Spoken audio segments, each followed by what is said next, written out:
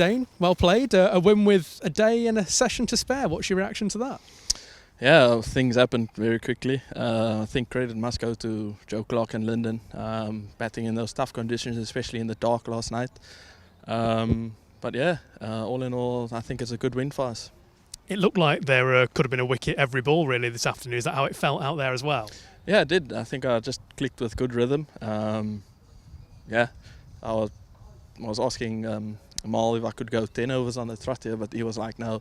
Obviously with Fletch down, so he just wanted to save me and Brett. So yeah, I'd had that feeling. So who would have known? Who would have known? So yeah.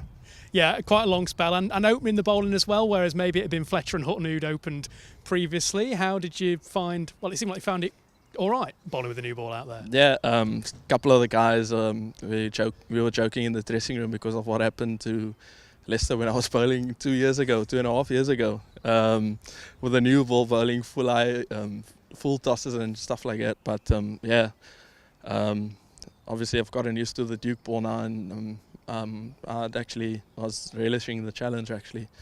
So I mean, it worked out well for us. Yeah, what sort of things have you noticed you've had to change to bowl with the Dukes then in that time, I suppose, in England? Obviously it was just a bit more slippery. It's hard to grip with the new ball, obviously. Whereas with the Kookaburra is not that slippery, so obviously the lacquer is different. But yeah, I mean, I've been here for 2.5 years. I think I'm looking for no excuses if I'm going to bowl badly with the new ball. But yeah, it was good. Once you found yourself on top this afternoon, how keen as a team were you to get the job done quickly? I mean, we weren't looking too far forward. I think we were still patient in our areas, not looking for much. I think we had a good chat last week about being a bit impatient, looking too far ahead, just taking it session by session. That's where we were good last year, and I think it's just coming back to those boxes and just ticking them quite helped this week. And a word on your new ball partner as he became in that innings. Brett's had a decent 2 or 3 days at Northampton, hasn't he? Yeah, yes. I mean, he's played here before, so he knows how to bowl here. I mean, he's been on fire at the moment. He's taking 5 week in, week out at the moment. So, I mean, long may it continue for him. Yeah, and you mentioned Joe Clarke's innings, which obviously took knots to 250, but what about his role behind the stumps as well, where he seems to have taken to that role pretty comfortably?